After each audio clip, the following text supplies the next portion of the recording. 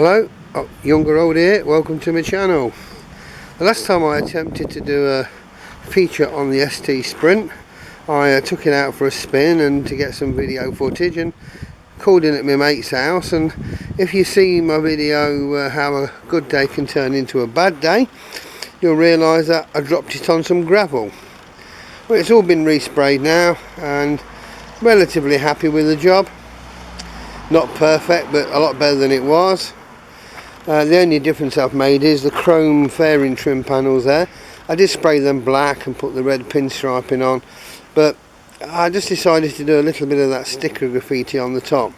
I quite like it because it reflects up onto the rest of the bike. So yeah, so far so good. Main thing which I love about this bike is the single-sided swing arm. The only other sort of mod I've done is these hooks there. I've now painted them black just the same.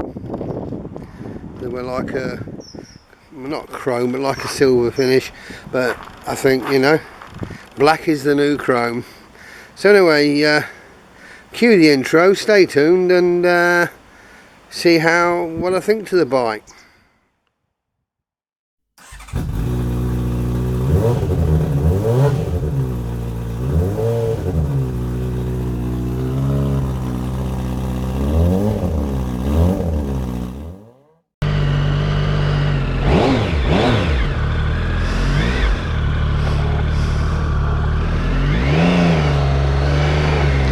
Well, it started up first time, which at least I know now it was the battery what was at fault and not some charging issue with the bike. A new battery was 30 quid, a charging issue would have probably cost a lot more.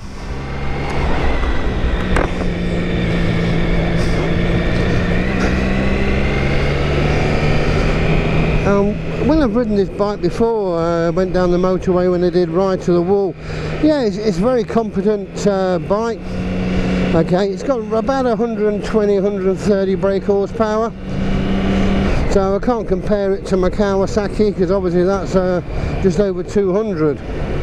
But it's a nice bike. I actually enjoy riding it. A lot of people said, why didn't I get the GT one instead of the ST? But the GT is just an out-and-out touring bike. You don't really have the looks of this. I really wanted something a little bit more sporty for the occasional time I ride alone.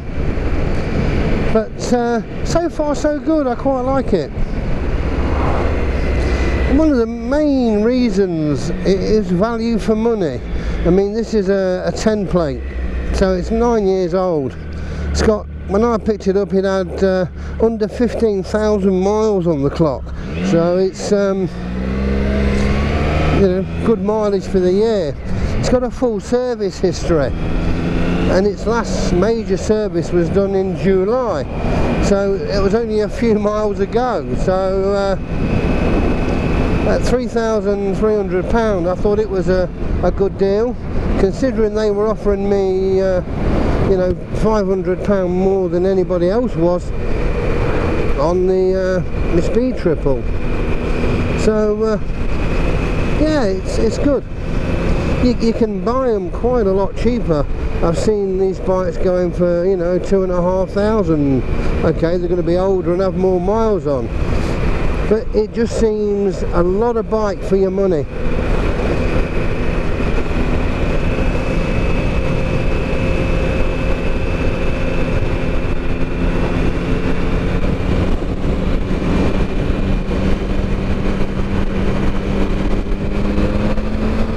There's absolutely plenty of power.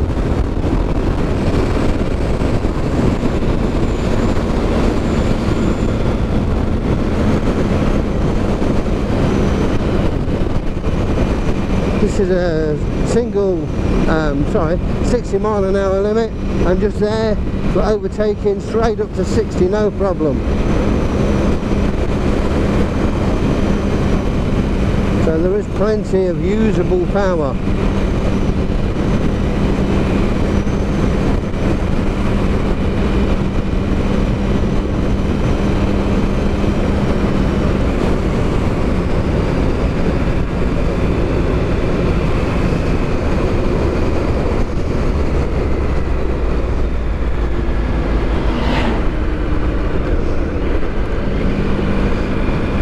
this model hasn't got ABS on, and it doesn't really bother me, but I must admit both my ZZR 14s have had ABS, and it's a good thing to have. I suppose if you've got enough riding experience, you manage without it for years. But I couldn't find an ABS model in the sort of the age range I was looking at.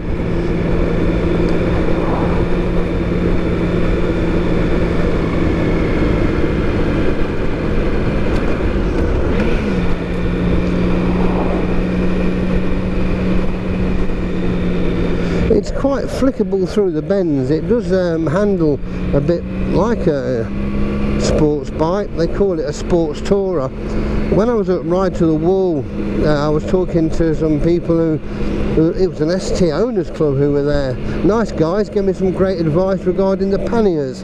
This one doesn't come with panniers, and I've been looking on the internet to try and source a second-hand pair. A lot of them basically say not really worth it. They're a bit small, so I'll have to rethink that one out. I mean, obviously if I'm going to go on a long tour with me and my good lady wife, I'll take the ZZR.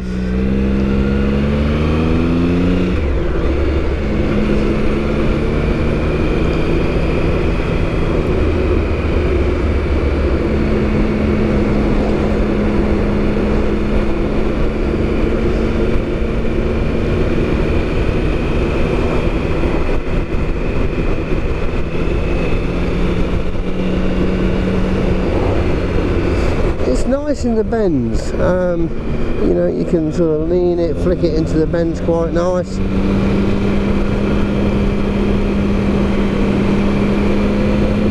Obviously then when you're coming out of the bends, you can give it a handful and the power's there,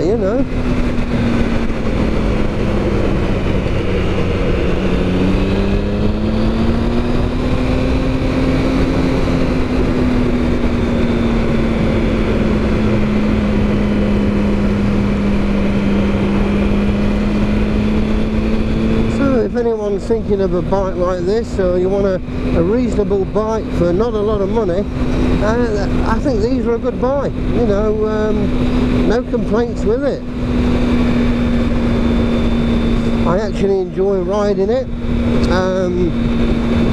I enjoyed my Triumph Speed Triple, but as I wasn't using it, as mentioned in that video, this at least I get more use out of it.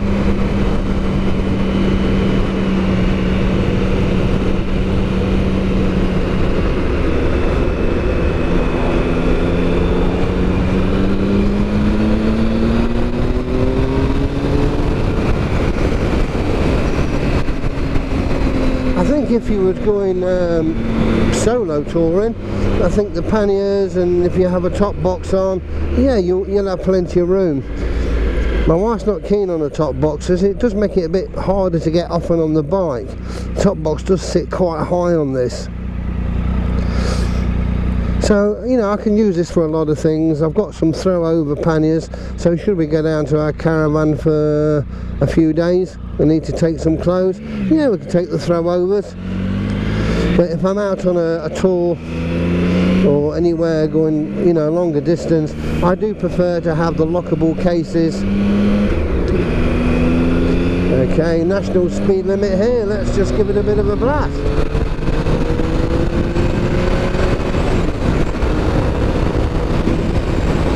More than enough power.